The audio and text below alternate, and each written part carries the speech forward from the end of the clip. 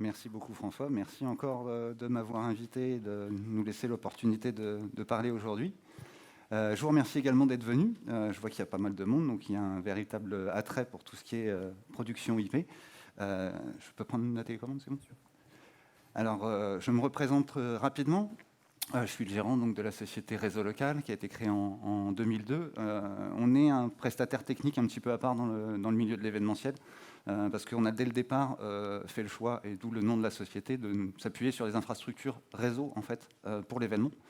Donc, en termes de clientèle, on a beaucoup travaillé au début, notamment dans le milieu du jeu vidéo, parce que c'est là où il y avait le plus de demandes.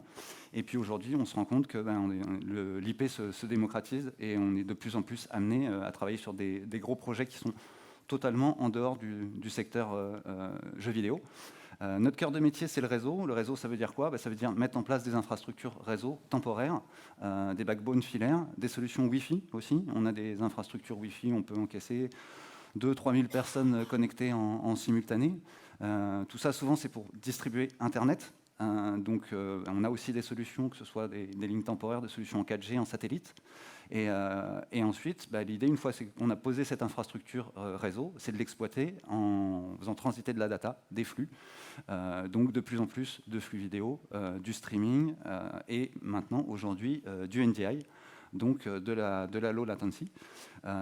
Donc, sur la problématique NDI, on est vraiment dans notre cœur de métier complètement. Et c'est pour ça que je remercie François de m'avoir tendu la main en fait, pour faire cette présentation aujourd'hui. Parce qu'on pense qu'on est arrivé aujourd'hui à une période charnière où les gens peuvent aller vraiment vers la production sur IP. Alors pourquoi le NDI? Pourquoi cette technologie-là aujourd'hui, maintenant? Eh bien, nous, on pense que le NDI, c'est vraiment la réponse à de nouveaux usages qui sont dans notre métier événementiel. On a vu la révolution numérique arriver dans de nombreux métiers, que ce soit dans la musique, dans la vidéo, dans la finance, dans le médical. Aujourd'hui, le numérique arrive dans le métier de l'événement et ça passe effectivement par des solutions full IP. Tout le monde est connecté, tout le monde est sur Internet. Et puis avec les nouvelles technologies type 5G qui vont arriver aussi, qui sont imminentes, l'accès au débit est vraiment quelque chose de démocratisé pour tout le monde. Nous, on a bien vu en termes d'usage, au début, on nous prenait un peu pour des extraterrestres à faire des infrastructures réseau temporaires pour des événements. Aujourd'hui, c'est devenu quelque chose d'incontournable. Le streaming vidéo, le partage d'Internet pour des participants, l'interactivité. Tout ça, ça fait partie de notre métier. C'est des nouvelles arcs qui se sont rajoutés. Et donc là, on est clairement dans notre cible. Et c'est ce qui nous intéresse, nous, aujourd'hui, dans le protocole NDI. Alors, quels sont les avantages de ce protocole? Eh bien, on est sur un protocole qui est full IP. Ça exploite vraiment une infrastructure réseau traditionnelle. Alors évidemment, ça va nécessiter des infrastructures dédiées, mais on reste sur un protocole qui est totalement standard, totalement ouvert, évolutif, qui supporte à la fois l'unicast et le multicast, qui sont donc des spécificités réseau qui sont très intéressantes pour la diffusion. C'est des solutions qui sont à la fois logicielles et matérielles. C'est-à-dire que vous pouvez travailler avec des équipements vraiment dédiés pour des usages très précis, mais vous pouvez aussi utiliser des supports informatiques et par le biais de couches logicielles, apporter, enrichir en fait votre production vidéo. Et puis surtout, on a constaté, et François le disait déjà tout à l'heure, une forte adoption de la part du marché, que ce soit de la part d'acteurs traditionnels comme Panasonic par exemple, ou de nouveaux acteurs qui seraient plus des acteurs web comme VMix, qui sont plus spécialisés streaming. Il y a eu une très forte adoption de la part de tout ce qui est constructeur et développement logiciel sur ce protocole-là, et on pense aujourd'hui que la technologie est mûre.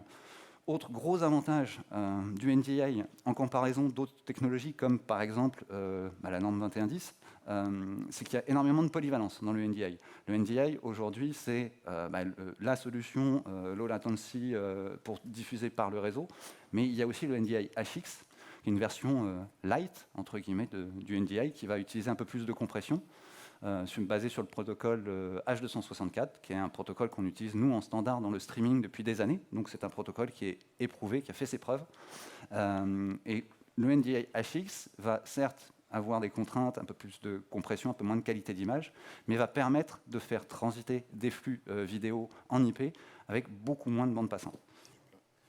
Si je peux juste dire une chose, NDI HX, on est de l'ordre de 15 mégabits. C'est à peu près 1/10 de la bande passante nécessaire pour le NDI. Netflix, quand il diffuse, on est entre 12 et 15 mégabits, voire même plus bas. Oui. En 4K. Oui, en 4K. Alors que là, on est en HD. Donc, sur le NDI classique, on est plutôt de l'ordre de 150 mégabits. Voilà. C'est important de le préciser. Donc la polyvalence du NDI, ça nous permet de travailler du coup dans des écosystèmes très très variés, parce que on a bien compris, la clé c'est la bande passante. Donc là on en vient aux problématiques du NDI, beaucoup de bandes passantes, on l'a dit, ça dépend aussi de la résolution, la qualité du flux, le nombre d'images qu'on va transmettre, mais on reste aujourd'hui avec le NDI dans un périmètre qui est très très raisonnable par rapport aux accès Internet qu'on va pouvoir trouver aujourd'hui sur le marché. Ce que j'entends par là, c'est qu'un flux 4K en NDI ne va pas dépasser les 400 mégas. Donc c'est quelque chose qu'on peut sans problème faire transiter à travers une fibre. Et si je me permets, avec peu de latence. Que avec ce soit du quasiment SD zéro ou 4K, latence. Hein. voilà. On parle de 5-6 trames, quoi. 5-6 frames, de l'ordre de 100 millisecondes, ce qui est tout à fait raisonnable. Et les contraintes de latence qui sont liées au routage et au fait de passer par Internet sont minimes comparées aux contraintes de latence qu'on peut avoir, nous, dans le cadre de la production vidéo. Donc la bande passante, c'est un facteur qui est à prendre en compte, mais on a vu qu'avec le HX, on a des solutions qui nous permettent de contourner. On a aussi des problématiques de routage. Le NDI est à la base vraiment pensé plus sur un écosystème de réseau local. Donc l'utiliser en interconnexion, mais c'est un petit peu compliqué. Des notions de QoS qui sont limitées aussi, donc on n'a pas forcément la main au niveau réseau pour faire un petit peu ce qu'on veut. Et puis il y a un paramètre très très important, c'est la sécurité des données. Si on commence à parler de faire transiter des flux vidéo par Internet, il faut absolument apporter des garanties de sécurité sur le fait que les flux ne peuvent pas être piratés, contournés, récupérés par des personnes indésirables. Donc on est sur une technologie à très très fort potentiel, mais qui a encore un petit peu d'amélioration à apporter. Et c'est ce qui est intéressant aussi avec le NDI, c'est qu'on est sur un protocole qui est évolutif, avec des développeurs qui sont à l'écoute de la communauté, qui tiennent compte des retours qui sont faits de la part des utilisateurs et qui améliorent au fur et à mesure le protocole. On le verra notamment avec les nouveautés du NDI 4 qui répondent vraiment à des problématiques concrètes auxquelles on est, nous, confrontés quotidiennement. Et c'est des choses qui vont encore être amenées à évoluer dans le temps. Et on peut tous participer à l'évolution de ce protocole. Donc, là, on est vraiment dans notre savoir-faire, le savoir-faire de réseau local, à savoir mettre en place des infrastructures réseau, que ce soit en filaire ou en Wi-Fi, et ensuite faire du transit IP par Internet, donc que ce soit par des liaisons fibres, des solutions SDSL, voire même des solutions mobiles en 4G. Donc nous, on s'est attelé vraiment à ces problématiques-là par rapport à l'utilisation du réseau NDI. Donc sur une infrastructure en LAN, en réseau local, là, on est sur une exploitation très très simple d'utilisation. Je ne vais pas m'étendre sur le sujet, parce que je pense que Bruno va vous présenter les choses un peu plus dans le détail. Mais sachez simplement que, comme vous a dit François, à partir du moment où vous avez un réseau local qui est dimensionné correctement avec les bons équipements, vous pouvez faire transiter à peu près n'importe quel flux sur votre réseau, y compris en 4K. À moindre coût et avec une polyvalence en termes d'utilisation. Plusieurs personnes peuvent taper le même flux, on peut retransmettre des flux. On a vraiment énormément de souplesse en termes d'usage. Ça, je dirais, c'est un périmètre qui est vraiment très très bien maîtrisé aujourd'hui, donc je ne vais pas m'étendre sur le sujet. Par contre, on a la possibilité aussi de relayer le signal NDI en Wi-Fi. Et là, le Wi-Fi, c'est clairement une de nos spécialités, on va dire. On a fait beaucoup de tests en termes d'infrastructure et le NDI passe parfaitement en Wi-Fi. C'est-à-dire tout le comportement que vous avez sur un réseau filaire, si vous avez une infrastructure Wi-Fi bien dimensionnée, vous allez pouvoir faire passer aussi des flux à travers le Wi-Fi, certes avec des contraintes, mais c'est tout à fait exploitable. Le seul blocage, entre guillemets, c'est qu'il n'y a pas de support de multicast dans le Wi-Fi, qui est une des spécificités un peu particulières du réseau, mais ce n'est pas a priori un usage pertinent pour du Wi-Fi. Par contre, typiquement un usage de monitoring depuis une tablette ou depuis un smartphone, aujourd'hui en NDI, c'est totalement faisable, ça fonctionne, et on va vous le prouver d'ailleurs par des démonstrations très concrètes. Donc, sur la partie réseau interne, ça fonctionne bien, il n'y a pas de souci. Maintenant, la question, c'est est-ce qu'on ne peut pas faire passer les flux NDI par Internet? Donc là, on est clairement dans une problématique de transit IP. Et là, la réseau local apporte une véritable valeur ajoutée. Nous, on a des infrastructures dans le cloud qui nous permettent d'interconnecter des sites avec des équipements spécifiques, des équipements qui sont donc installés ici, chez EV Corp, d'autres équipements qui sont installés dans nos locaux et qui vont nous permettre d'interconnecter directement en exploitant la connexion Internet existante. Un élément très important sur lequel j'ai insisté déjà précédemment, c'est la notion de sécurité. La liaison qu'on met en place, c'est une liaison sécurisée, totalement cryptée en AES 256, donc c'est des meilleurs protocoles de cryptage qui existent actuellement sur le marché. Donc on a toutes les garanties ici sur tous les flux qui transitent, que personne ne va pouvoir espionner l'information qui circule.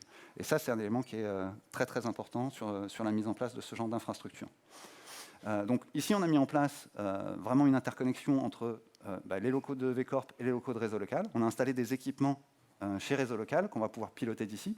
Donc première application, c'est vraiment des sources distantes, aller piocher du contenu directement à distance. Ce qui est le cas ici, vous allez pouvoir constater qu'on a 2 caméras qui sont chez Réseau Local que vous allez pouvoir piloter d'ici et également intégrer dans la réal, qui sont connectées donc, dans notre salle de réunion. Donc le tout totalement sécurisé et tout passe par le même réseau. Et autre usage possible, c'est ce qu'on a fait également. On a rajouté en fait un point d'accès 4G. Donc à l'entrée, sur la droite, on a une autre caméra tourelle qui est posée, qui est raccordée sur tout le dispositif, mais qui n'est pas du tout connectée physiquement sur le réseau de EV Corp. On passe par une solution 4G. Et on va avoir exactement les mêmes fonctionnalités en fait, que celles qu'on a pour les caméras qui sont situées chez Réseau Local, avec quelques contraintes, notamment sur la qualité de l'image, mais on est exactement sur le même écosystème, le même mode de fonctionnement, on est sur une utilisation totalement standard. Donc là, on est vraiment sur une utilisation de remote source. Je vais aller piocher les caméras à distance, je les intègre dans mon mélangeur et je fais ma production vidéo directement depuis mes locaux. Autre utilisation très intéressante, c'est la remote production. Et là, je dirais, c'est l'étape d'après. Donc là, c'est carrément tous les équipements qui sont déportés sur un site distant, la caméra, toute la régie, le mélangeur. Et là, c'est simplement le pupitreur qui va prendre le contrôle du mélangeur à distance et qui va donc faire sa réalisation intégralement à distance. Oui, François ? Non, Là, l'idée, vraiment, c'est offrir de l'itinérance, offrir de la souplesse, un seul flux à récupérer et une grosse polyvalence en termes de production. Là, on peut imaginer de déporter donc, le pupitrage, mais pourquoi pas le titrage, pourquoi pas d'autres services en fait, qu'on met en place dans une régie. Tout peut se faire à distance, depuis un site A vers un site B, mais on peut imaginer un site C, un site D, tout interconnecté ensemble. Donc là, on est vraiment dans des applications concrètes de remote production. Je ne rentre pas dans le détail là, parce que Bruno va vous expliquer un peu plus concrètement à quoi ça ressemble tout ça. Mais sachez simplement que ce que vous voyez là, c'est du concret, c'est du vrai, ça fonctionne, c'est en place. On a une seule contrainte, c'est qu'on a une ligne seulement 100 mégas. Alors, pardonne-moi François si je dis seulement 100 mégas, mais c'est vrai que c'est un petit tuyau, entre guillemets, mais vous pourrez constater qu'on fait sans problème passer 4 flux à travers ce tuyau et qu'il n'y a pas de souci. Et en parallèle, on stream aussi également. Donc voilà, il y a vraiment des possibilités très très concrètes aujourd'hui. Et c'était l'objectif de cet atelier aujourd'hui, c'est de vous montrer qu'est-ce qu'on peut faire aujourd'hui. Ensuite, il y a aussi qu'est-ce qu'on va pouvoir faire demain. Là, je ne vais pas m'étendre sur le sujet, mais comme le disait François, l'avenir, c'est le cloud. L'idée, c'est d'interconnecter des sites en passant par un système dans le cloud. Et donc, on va pouvoir, demain, vous apporter des services complémentaires pour vous accompagner dans le déploiement de ces nouvelles infrastructures. Et donc, c'est des services notamment de supervision, superviser vos équipements, avoir des systèmes d'alerte en cas de problème, des solutions de failover aussi, parce que c'est bien de faire tout passer par Internet, mais si votre connexion Internet tombe en panne, c'est toute votre production qui d'un seul coup s'arrête. Donc là, nous, on a des solutions de bascule, on met en place plusieurs lignes, on switch de l'un à l'autre de façon complètement transparente, et puis des solutions de multiplexage, récupérer des flux depuis différents sites, les centraliser et ensuite les rediffuser. Donc on est vraiment au début, aux prémices des services cloud concernant le NDI et les flux IP. Mais sachez que c'est une réalité aujourd'hui et on y travaille, nous, déjà, au quotidien, pour vous apporter ces services et vous permettre d'en profiter sur votre opérationnel. Voilà. Pour nous, à ce jour, c'est une réalité technique. Il faut qu'on travaille maintenant sur tout ce qui est offre commerciale, les besoins de clients. Donc, après toutes ces présentations, il y aura des échanges, on pourra voir, vous pourrez voir, manipuler aussi. Et pour nous, le but, c'est vraiment d'approfondir et ce n'est qu'une étape aujourd'hui. Voilà ce qui existe, voilà ce qu'on est capable de faire. Beaucoup de gens en parlent mais ne le font pas. Nous, ça fonctionne. Voilà.